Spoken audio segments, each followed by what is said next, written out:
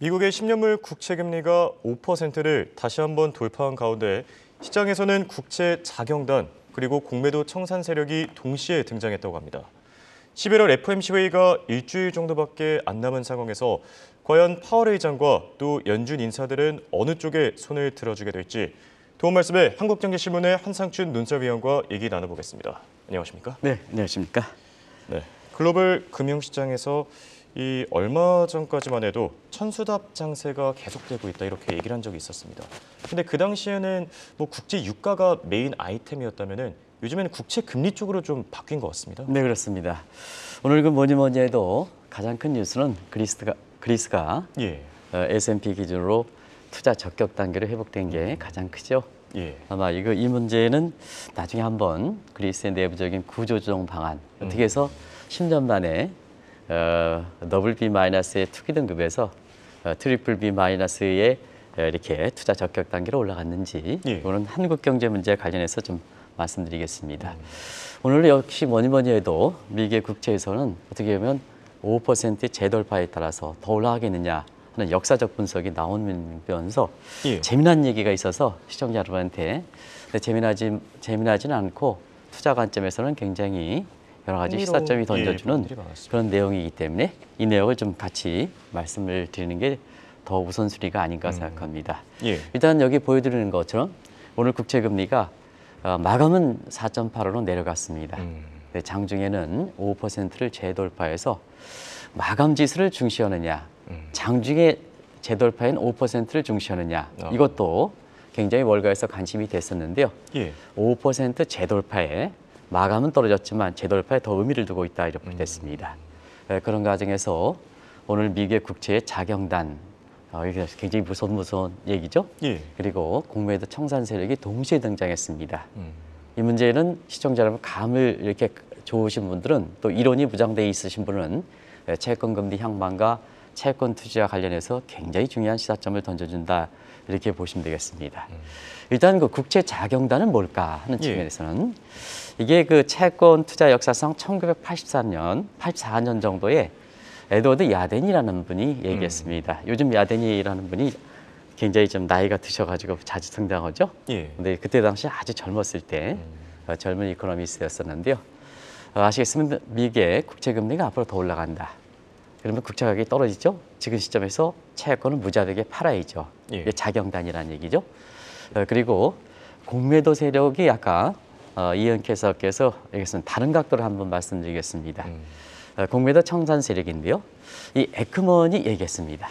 이 에크먼이라는 사람은 엊그제까지 미국의 국채 금리가 5.5% 이상 올라간다 하는 것도 홍앵커가 전해주셨습니다. 이런 사람들이 채권은 장기 투자인데요. 불과 한 10일 만에 앞으로 채권 금리 떨어진다. 그러면 앞으로 채권 가격이 올라가겠죠? 그럼 앞으로 5.5% 이상이면 채권 가격이 떨어지니까 공매도 쳤는데 지금은 공매도 청산하라는 얘기죠. 가격이 올라가니까. 그래서 지금 월가에서는 국채 자경단과 그다음에 국채 공매도 청산 세력 간에 서로 어떤 쪽으로 가느냐, 어떤 쪽으로 이게 향후에 미국의 국채 금리라든가 국채 투자 관련해서 상당히 손실이라든가 이익을 결정할 수 있는 중요한 변곡점이지 않느냐는 이런 시각에서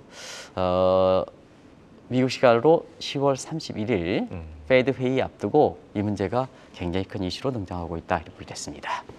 알겠습니다. 자, 국채 자경단과 공매도 청산 세력이 동시에 출현했다. 어떤 의미를 갖고 있는 겁니까? 네, 우리가 에크먼이라는 사람과 그다음에 야덴이라는 사람은 기술적 분석하는 사람들입니다. 이걸 시청자한테 전해드릴 때 이런 걸 외신에서 그대로 그냥 전해주지 말고 이 사람의 성향을 좀 얘기할 필요가 있는 거거든요. 그래서 에크먼이라든가 야덴은 기술적 분석하는 사람인데요. 자, 미국에서 5% 돌파한 이후에 역사적으로 볼 때 기술적 차트상 그 다음 단계가 어떻게 될 것이냐. 이 문제가 채권금의 정점론이 나와서 이 얘기가 나온 거거든요. 그런 각도에서 보면 역사적으로 보면 10년물, 지금 문제가 되고 있는 10년물의 손익분기점은 장기 인플레의 2배 정도 이상을 초월하지 않는다. 지금 10년물 이 52주 이렇게 그래프를 보여주고 있습니다는 자꾸 5% 돌파 내려가, 5% 돌파 내려가 이렇게 하는데요. 자, 그러면 시청자 한번 계산을 한번 해보시겠습니다. 지난번에 점도표 상에 장기 인플레 기대율이 2.45% 나왔습니다.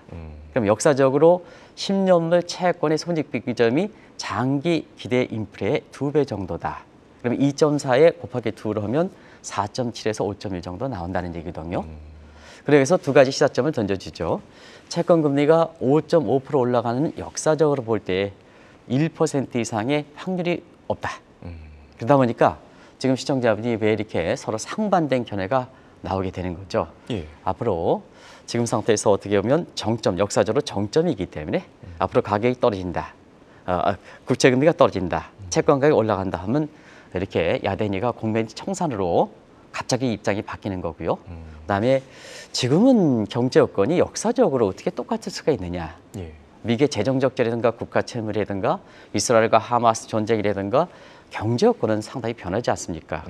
그리고 양당 간에 서로 민주당과 공화당 간의 세력이 과거와는 다른데 어떻게 예. 역사적으로 그렇게 분석할 수 있느냐 하는 측면에서 앞으로 채권금리 더 올라간다. 하다 보니까 채권 작용단 지금이라도 채권을 무자비하게 처분해라. 작용단이 나오는 거죠. 그런 배경에서 나온다 이렇게 보이됐습니다. 그래서 시청자 여러분 이게 용어상으로 보면 채권 작용단 그다음에 공매도 청산 세력 이렇게 나와서 눈길이 가긴 하지만 예. 역사적 분석은 참고 지표에 해당됩니다. 그렇기 때문에 현재 상황은 다르기 때문에 결국 현재 상황에 따라서 데이터 디펜던트 방식으로 하는 페드와 파월이 어떤 입장을 보이느냐. 예. 11월 회의도 일주일 남았기 때문에 그래서 페드라든가 파월 입장에서는 어떻게 채권금리의 급등세라든가 이런 걸 인식하고 있는지 예. 그리고 채권금리 급등세가 문제가 된다면 지금 왜 채권금리가 올랐을까? 물가 안정 부분에서 채권금리에 비대니까 물가 안정 부분에서 어떻게 생각할 것인가? 예. 그러면 자 채권금리 안정한다면 물가 안정을 좀 우선순위 뒤로 물려야 되죠. 채권금리 안정화 방을 내려면 그런 것이 지금 두 세력 간에 이렇게 되는 상태에서 미국 학계를 중심으로 해서 중요한 시사점을 던져주는 이런 내용이다 하는 걸 말씀드리겠습니다. 네. 여기서 주목해야 될 부분이 아무래도 시기가 아닌가 싶습니다. 네. 지금 11월 FOMC 회의 이제 당장 다음 주에 열리게 되는데요. 파월과 이 또 연준 인사들 과연 누구 편을 들어주게 될지 이 시기가 참 재밌지 않습니까? 네, 애매모호한 상황에서 예. 11월 회의가 열리는 자체가 다행스럽다 이렇게 볼 때 있습니다. 왜 그러냐면 우리가 2023년 회계연도가 10월 1일부터지만 예. 사실은 이렇게 정식 예산안이 처리가 되지 않지 않았습니까? 근데 지금도 하원 의장을 갖고 설왕설래합니다는 임시 예산안 때문에 우리가 보면 페드 회의가 일려면 데이터가 나와야 됩니다. 근데 셧다운 되면 데이터를 산출하지 않습니다. 예. 그래서 11월 회의가 이렇게 진행되느냐 아니냐 이 자체가 굉장히 관심입니다는 되는 자체가 일단 11월 회의 의미를 갖고 있다 이렇게 보겠습니다. 그런 과정에서 11월 회의는 금리가 동결된다. 뭐 다들 아시죠? 예. 근데 11월 회의에 금리 동결하는 게 주안점일까? 그렇진 않다. 국채금리의 급등세에 대해서 어떤 안정화방이 나올까? 이 부분이 더 관심이 되어야 된다 하는 걸 말씀드리겠습니다. 일전에 한번 말씀드렸습니다. 예. 금리 동결을 하는 것은 누구나 다 예상하니까 지금 자막을 좀 돌려주시기 바랍니다. 그런 과정에서 왜 국채금리 안정이 방에 나올까 하는 측면에서는 파월의 저기 나오는 커넌드런 현상, 수꺾 현상이 나오기 때문에 그렇습니다. 요 얘기는 뭐냐면 기준금리 올리는데 국채금리가 비슷한 간격으로 올려야 되거든요. 예. 그러면 이제 우리가 보면 올해 5월 이후서부터 한번 보겠습니다. 5월 이후부터 페드 같은 경우에는 기준금리를 두 차례 올렸습니다. 예. 5월과 7월에 0.25%씩 0.5%포인트 올렸습니다. 그럼 대체로 시장의 금리 체계가 잘 됐다면 기준금리 50bp 올리면 국채금리도 50bp 이상 올라가면 안 됩니다. 이게 예. 인트레 시스템, 한 나라 금리에서 인트레 시스템입니다. 근데 5월 이후에 기준금리는 50bp, 0.5%포인트 올렸지만 미국의 10년물 금리는 140bp, 1.4%포인트 올렸습니다. 예. 이거는 사실 파월 입장에서도 이해하지 못하는 현상이거든요. 그렇죠. 그래서 지금은 기준금리 인상에 따라서 부작용이 나오는 게 아니라 국채금리가 기준금리 이상의 파월 스꺾기 현상이 나온 것이 지금 모든 사람이 얘기하는 미국의 국채금리 우려하는 그 대목이거든요. 예. 그런 과정에서 이 부분이 왜 중요하냐면 과거 2014년에 미국 그때 당시에는 부동산 부문의 거품을 잡기 위해서 당시 앨런 그린스펀 의장이 금리를 올렸습니다. 예. 근데 중국이 국채 매입으로 인해서 이번에 깎고로 국채 매입으로 인해서 자 국채 매입하면 어떻습니까? 국채 가격이 올라가고 금리는 떨어지죠. 예. 그러면 중앙은행 입장에선 페드 입장에선 부동산을 잡기 위해서 금리를 올렸는데 외부적인 샥에 의해서 중국이 국채를 이번에는 지금 매도하고 있습니다. 그때는 매입함으로써 채권 가격이 올라가고 시장 금리는 떨어졌거든요. 자 기준금리는 금리에서 보이지 않는 금리입니다. 예. 그다음에 시장 금리는 보이는 금리입니다. 그러다 보니까 시장 금리가 떨어져 부동산 거품은 더 심해졌죠. 그래서 2008년 서프라임, 2009년 리먼 사태, 미국에서 있을 수 없는 금리가 나온 거죠. 그러면 지금 파월이 통제하지 못하는 시장 금리 올라감에 따라서 예. 어떤 위기가 발생할 것이냐, 뭐 부채 위기가 발생할 것이냐, 아니면 87년 블랙 먼데이처럼 증시가 폭락할 것이냐, 이런 쪽의 얘기들이 지금 나오는 거죠. 그런 상태에서 11월 이후에 국채 금리 기준금리가 동결한다. 이 내용은 중요한 게 아니고 예. 국채금리를 안정시키는 방안이 나올까? 그러면 만약에 국채금리를 안정시키는 방안이 나오면 예. 공매도 청산 세력이 대세이 되겠죠. 그렇죠. 근데 국채금리 안정 방안이 나오지 않으면 경우에 따라서 채권 자경단이 이길 수가 있죠. 이 대목이 위기의 월가에서 굉장히 관심을 갖는 거다. 이렇게 보시면 됐습니다. 예, 알겠습니다. 자, 그런데 만약에요. 이번 FOMC에서 국채금리 상승세에 대한 해답을 내놓지 못한다, 막지 못한다라고 하면은 이 비판이 점점 더 세지지 않겠습니까? 비판 세지죠. 뭐 지금까지 자 인플레 진단 초기 실패했죠. 예. 그리고 각종 예측 실패했죠. 뒤늦게 금리 올렸죠. 그러다 보니까 어떤 현상이 되냐. 올해 들어서 채권 금리가 떨어지겠다. 많은 사람이 그렇게 얘기했습니다. 채권 잡았습니다. 채권 잡았습니다. 그리고 일부에서 보면 공매도 하는 채권 공매도 하는 사람도 있었습니다. 그런데 지금 상태에서 국채 금리가 이렇게 예상과 달리 올라가다 보니까 채권 투자가 대학살이 나는 거죠. 그래서 손실액이 눈덩이처럼 어리스의 눈을 굴리면 이렇게 굴리는 것처럼 이렇게 하는 스노우볼 이펙트 현상이 나타난 거죠. 예. 그리고 국채는 미국의 빚입니다. 국채 금리가 올라간다는 것은 원리금 상환 부담이 돼서 바이든 정부에서 국가의 디폴트 우려가 증대될 뿐만 아니라 개인 입장에서는 신용불량자가 지금 속출하고 있죠. 홈레스들이 굉장히 많습니다. 예. 파산자가 급등하고 있습니다. 자, 이 대목을 한번 보겠습니다. 그러면 페드와 파월이 제대로 대응했느냐? 못 대응했다. 그러면 두 가지 시사점을 던져주는 거죠.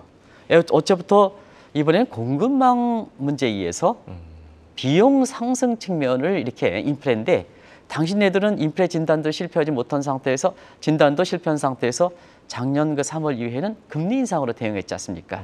금리 인상은 공급망에 의한 비용 상승보다는 경기가 과열돼서 사실 인플레를 잡는 수단이거든요. 예. 그러면 인플레 원인과 정책 수단 간의 미스매치. 우리가 팀버겐 정리해서 보면 목적과 수단이 적합성 원칙을 대해야 되는데 위배된다. 당신네들 금리를 올렸지만 자 결과적으로는 물가 잡는데 그렇게 큰 효과가 없다면 그게 국제금리 상승에 따라서 일반 사람들이 파산자라든가 그다음에 신용불량자라든가 속출한다는 거죠. 속출한다는 거죠. 예. 그래서 페드라든가 파월 입장에서도 이 문제를 굉장히 의심하고 있다. 고심하고 있다. 그래서 11월 달에는 금리 동결보다 국채금리 안정 방안이 지금 국제금리 급등에 따라서 피해가 아주 날로 가니까 예. 이 방안에서 나올까. 이것이 11월의 관심이지 기준금리가 동결한다. 이 내용이 관심사가 아니다 하는 걸 말씀드리겠습니다. 예, 알겠습니다.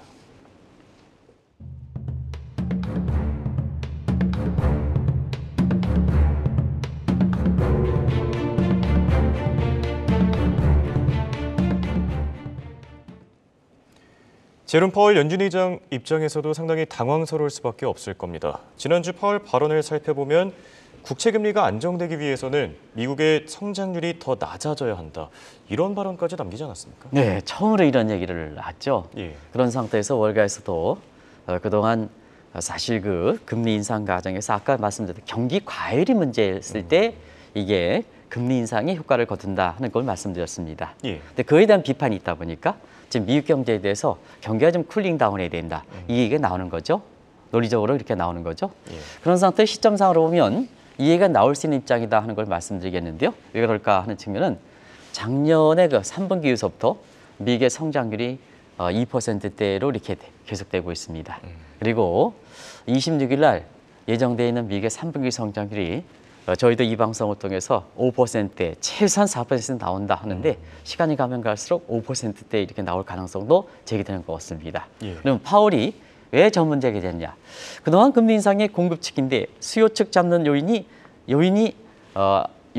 그 금리 인상으로 들이댄 게 문제가 되지 않느냐 하는 측면에서 바로 이 발언이 지난주에 나왔고 이번 주에도 파월 발언이 예정돼 있는데 이 얘기 또일 겁니다. 왜냐하면 시기적으로 보면 26일 날 미국의 그 성장률이 5% 나오면 자 오크레 법칙상 예. 미국의 페드의 잠재 성장률 어제 이제 한해 이창용 총재께서도 국회에서 잠재 성장률 가지고 많이 말씀드렸는데요. 예. 자 경기가 가리지 않고 침체고 지속 가능한 성장률입니다. 우리가 이걸 이제 분석하는 기법은 지난번에 말씀드렸다시피 당선 생산함수 가지고 노동, 자본, 총요소 생산성 가지고 이렇게 분석해서 한번 말씀드렸는데요. 지금 미국은 1.7%입니다. 자 그러면 왜 파월의 발언이 이렇게 얘기했을까 하는 측면에서는 오크레 법칙상 5%대 빼기 1.75는 한 3.3%의 사실 인플레 개입이 발생합니다. 그럼 뭐냐? 경기가 쿨링 다운해야 물가를 잡을 수 있다. 그러면 반대적으로 보면 금리를 더 올리겠다는 얘기죠. 예. 자, 경기가 과열돼서 경기 성장률이 떨어져야 되니까 결국 경제 성장을 다운시키려면 금리를 더 올리겠다는 입장이거든요. 그게 지난주에 미국의 증시의 파월 발언이 매파 성장을 일으키면서 굉장히 주가가 떨어졌던 요인이죠. 그렇죠. 그 대목이 다 이렇게 됐습니다. 네. 자, 그리고 국채 금리가 급등하는 것을 안정시키는 방안으로요. 노동시장 역시 느슨해져야 된다. 이런 멘트를 남겼습니다. 파월의 이런 시각에 이제 뭐 시장의 반응이 그렇게 좋은 것 같지는 않습니다. 노동시장에 대해서는 자기 마음대로 해석하는 거죠. 일단 완전 고용은 2에서 3년 후에도 도달하기 어렵다. 완전 고용이 뭐 벌써부터 도달하기 시작한 지가 1년이 넘었죠. 이 대목 좀 굉장히 학계를 중심해서 비판하는 시각이 많은 거고요. 그다음에 그동안 경기 침체 우려할 때 사실 노동시장이 건전함을 들어서 경기 침체 우려 아니다. 그러면 금리 인상 계속해서 나가겠죠. 예. 경기 침체 우려가 됐으면 금리 인상을 좀 누그러뜨려야 되는데 경기 침체 우려가 다 되는데도 불구하고 노동시장이 탄탄하게 해서 경기 침체 우려가 아니다. 그럼 페드 입장, 파월 입장대로 자 경기 침체 문제가 없으니까 계속해서 물가를 잡고 나가겠다. 이런 입장이 되는 거죠. 예. 그럼 이제 최근에 보겠습니다. 반대로 국채금리가 급등했습니다. 근데 노동시장이 느슨해져야 이제는 금리를 안정시킬 수 있다. 문제는 노동시장이다. 근데 노동시장 완전공이 풀리지 않는다.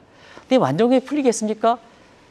경제 노동 수급 여건이 변하면서 구조 여건에 비해서 버틀렉과 미스매치 현상인데요. 시스템에서 돌아가는 건 아니지 않습니까? 그런데 이 양반이 지난주에 국채금리 급등은 노동시장이 느슨해져야 된다. 구조적으로 변한 상태에서 이 문제를 들이댔다는 얘기거든요.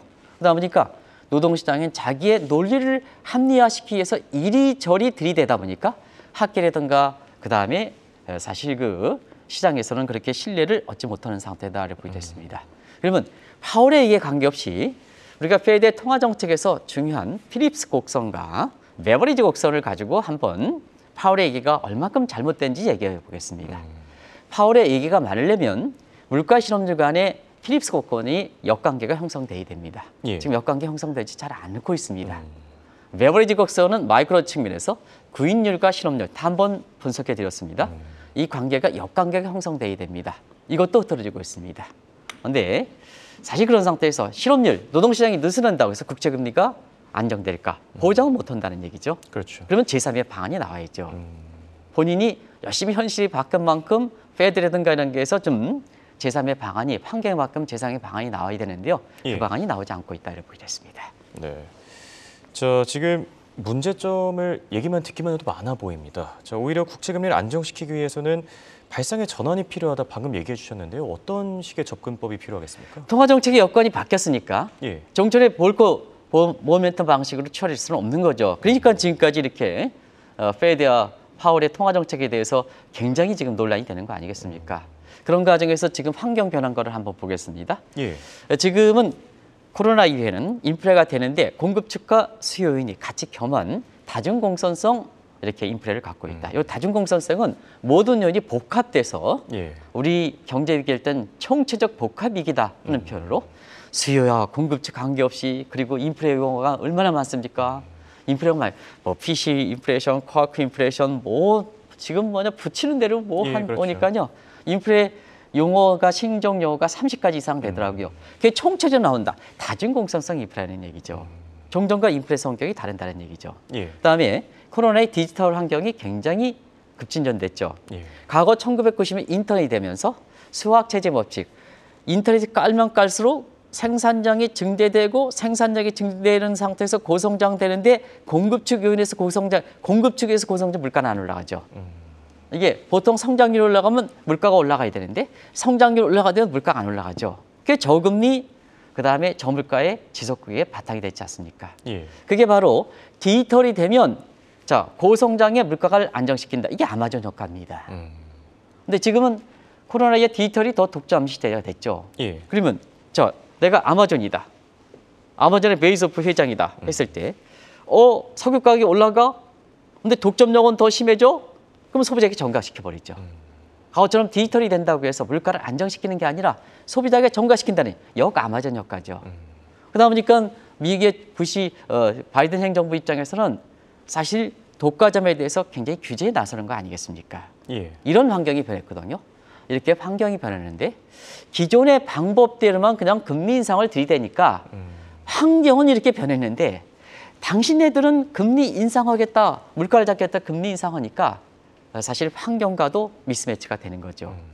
이런 게 지금 사실상 왜 똑같은 시점에서 채권 자경단 완전히 국채를 팔아버리겠다. 그다음에 공매도 청산 세력 앞으로 국채를 사가겠다. 그것도 세계적으로 유명한 사람들이 예. 이게 나올까 하는 측면에서는 바로 지금 통화정책의 여건을 이해하기가 힘들기 때문에 이런 현상이 나온다고 보이겠습니다. 네. 그렇다면 차라리 인플레이션을 잡기보다는 일정 수준 용인하는, 그러니까 인플레이션 타겟팅선을 올리는 방법도 있지 않겠습니까? 그래서 사실 지금의 물가 안정선이 1980년대에 결정된 거거든요. 2%가 예. 피셔 이퀘이션 방식으로. 그것도 피셔 이퀘이션 방식입니다. 근데 사실 지금 상태에서 여건이 변하니까 왜 2%를 고집하느냐. 이창용 총리도 꼭 그렇게 말씀드리겠습니다. 그래서 미국의 학계에서는 공급 측은 중앙은행에서 물가 금리 인상이라는 주 정책상을 잡지 못하다 보니까 결과적으로는 좀 넉넉하게 돼야 되지 않느냐. 인플레 타겟팅. 예. 이렇게 해서 목표를 좀 올려야 되지 않느냐. 그리고 지금 얘기하는 YCC도 자 국채 금리를 일정한 수준에서 5% 통치하면 국채를 매입해 줘야 되거든요. 예. 매입해 주면 시중에 통화량은 나오겠죠. 일본의 YCC도 일본의 디플레 환경에서 물가가 없기 때문에 YCC가 가능한 겁니다. 지금 이제 제3양으로 미국에서 국채금리 너무 올라가니까 그걸 통제해야 된다는 측면에서 YCC도 국채를 사주면 국채가격이 올라가고 국채금리 떨어지거든요. 예. 이 YCC도 결과적으로 보면 인플레를 용인하는 정책이거든요. 그런 상태에서 자 연준은 물가 안정만 고려하지 말고 결과적으로 보면 경기 부양, 국민들의 생활을 종합적으로 고려해서 제3의 방안이 나와야 된다. 이 방안의 여부에 따라서 안정 방안이 나오면 공매도 청산 세력이 이길 거고 종전처럼 계속해서 매파 성향을 유지하면 채권 자경단이 이길 거다. 예. 지금은 어떠냐? 채권 자경단이 이길 수도 있다. 왜냐하면 지난주에 파월 발언, 이번 주에 파월 발언, 페드 인사들 전부 매파해서 쉽게 그리고 뱅크 오브 아메리카도 이번에 동결되겠지만 12월 달에는 0.25%포인트 올린다. 예. 그런 각도에선 채권 자경단의 모습이 승리할 수도 있다. 그런 걸 말씀드리겠습니다. 알겠습니다. 이렇게 오늘은 미국의 국채 금리를 주제로 얘기 나눠봤습니다. 지금까지 도움 말씀에 한국경제신문의 한상춘 논설위원이었습니다. 대화 고맙습니다. 네, 고맙습니다.